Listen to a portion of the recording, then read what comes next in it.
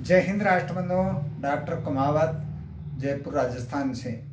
अपने देश में अंग्रेजों के समय से अपनी शिक्षा में एक ऐसे आमूलचूल परिवर्तन हुए और लोगों में ये भावनाएं भर दी कि जो पाश्चात्य संस्कृति है वो अपनी संस्कृति से बहुत ही अच्छी है। और आज जो युवा पीढ़ी है वो युवा पीढ़ी भारतीय संस्कृति से विमुख होती जा रही है, दूर होती जा रही है। और इसी के कारण से जो आज अपराधों की जो प्रवृत्तियां बढ़ रही हैं वो इसका शिक्षा का ही मूल कारण है। और इस शिक्षा के मूल कारण में सबसे महत्वपूर्ण बात आती है अपनी जो भारतीय संस्कृति की राम कथा है।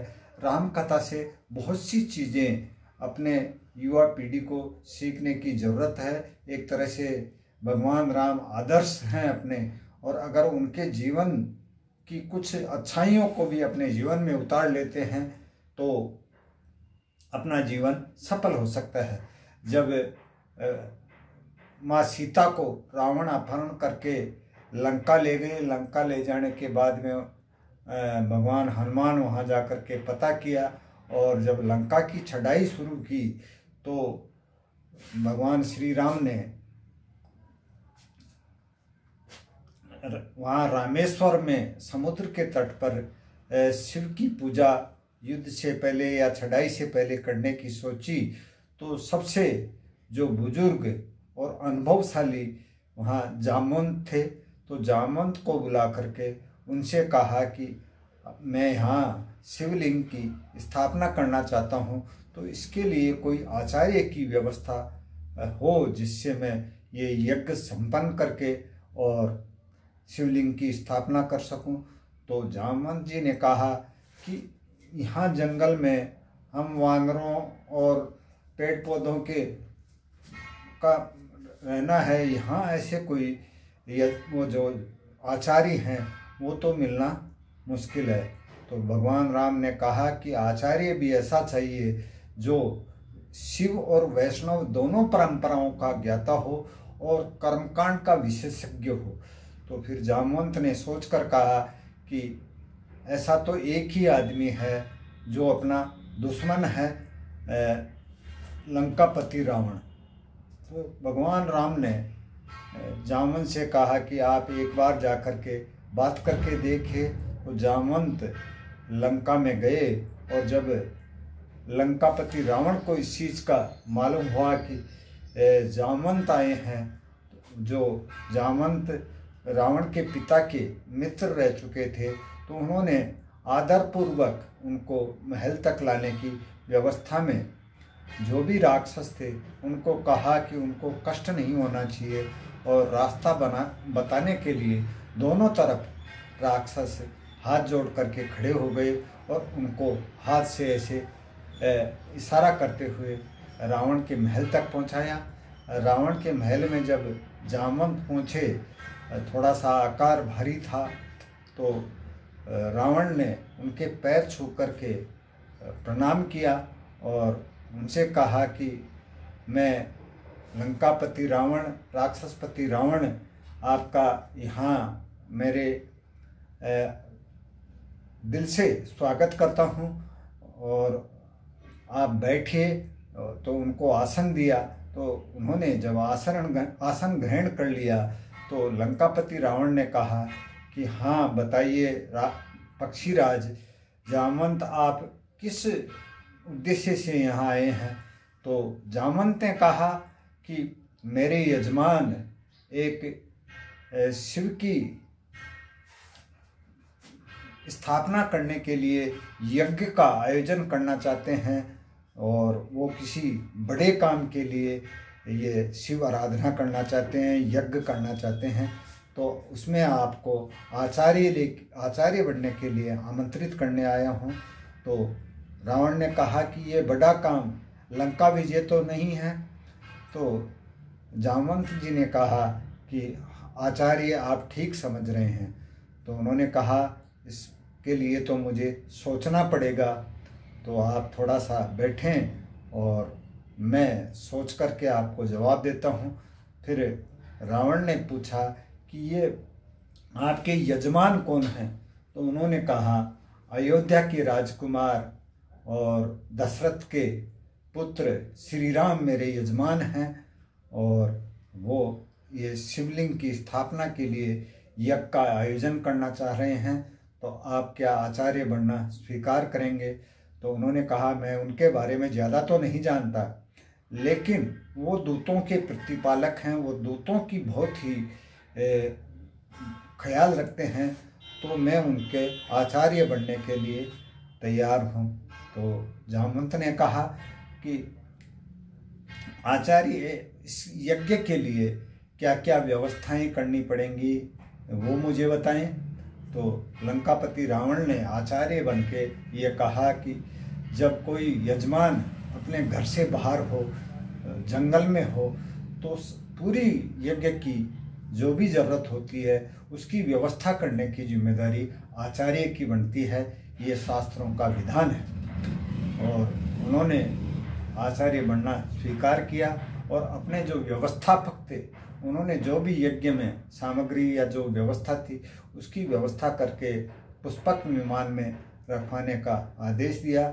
जैसे ही सारी सामग्री पुष्पक विमान में रख दी गई तो वो माँ सीता के पास पहुँचे और माँ सीता से कहा कि आपके पति और मेरे यजमान भगवान श्री राम शिव की आराधना और शिवलिंग की स्थापना के लिए एक यज्ञ का आयोजन कर रहे हैं, तो उसमें अर्धाग्नि होने के लिए आपकी उपस्थिति भी जरूरी है।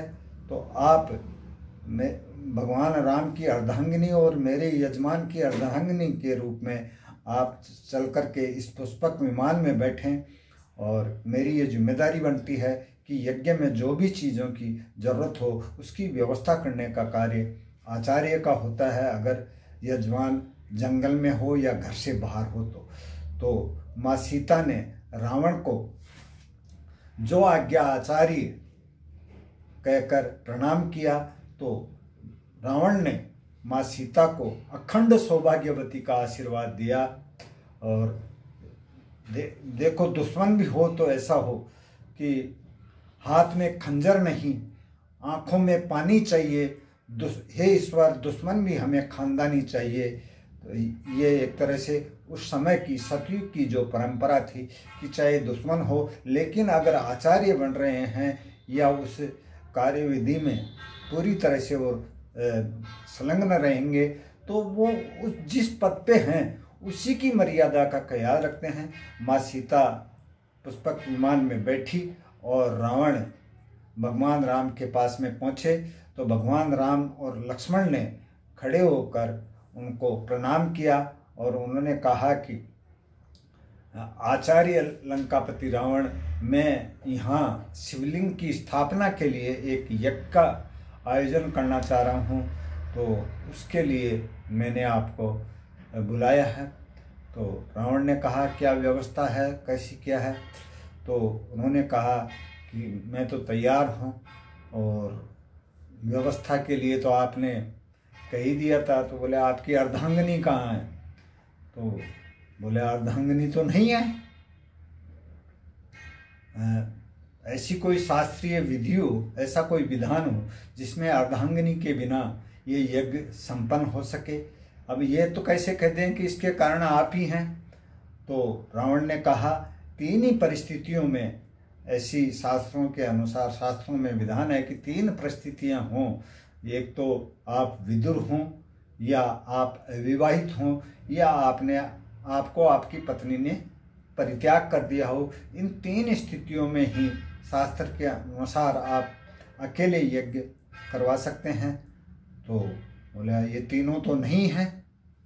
तो उन्होंने कहा, जामवंत जी आ गए। जामवंत जी ने कहा, तो ऐसी कोई शास्त्रीय विधि हो जिससे इसकी व्यवस्था हो सके? तो रावण ने कहा, आचार्य रावण ने कहा कि मेरे रथ में भगवान राम की अर्धांगिनी माँ सीता बैठी है, उनको आप किसी भी विभीषण और लक्ष्मण इनमें से किसी को भी भेज करके यहाँ मंगवा लें। ये आचार्य का फर्ज है कि कोई यजमान अगर जंगल में हो तो उसकी जो भी व्यवस्था है यज्ञ संपन्न करवाने में वो मैं पूरा करूं।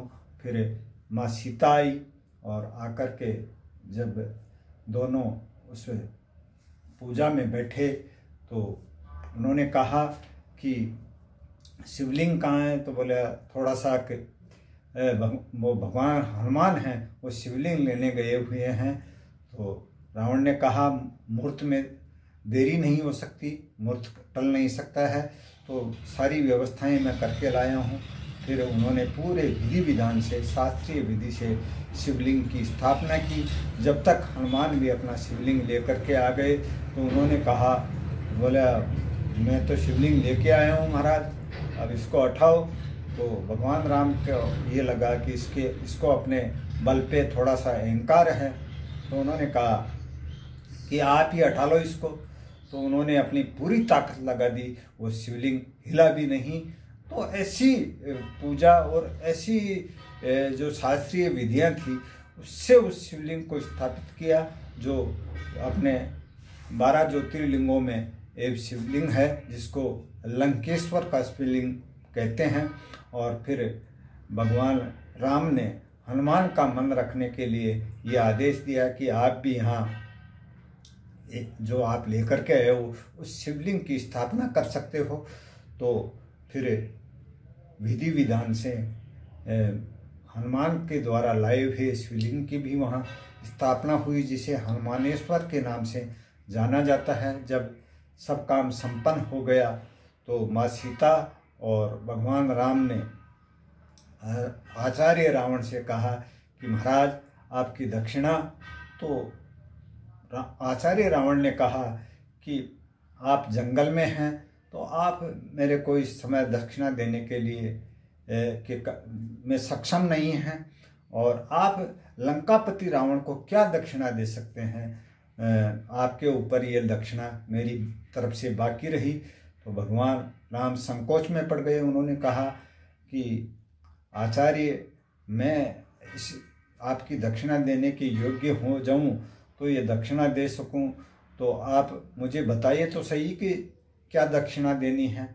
तो भगवान राम से आचार्य रावण ने क्या दक्षिणा मांगी। उन्होंने कहा कि मेरा यजमान मेरे अंतिम समय में जब मैं शरीर को त्याग करके परलोक को सिधारूं तो मेरा जो यजमान है वो मेरे सामने समक्ष खड़ा है रहे, यही मेरी दक्षिणा है।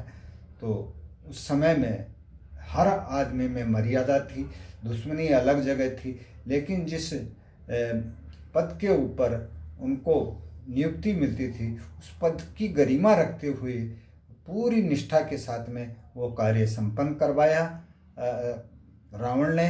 और फिर उसके बाद में भगवान राम ने लंका पे चढ़ाई की और लंका में विजय हुई। जय हिंद, जय भारत, जय सनातन धर्म।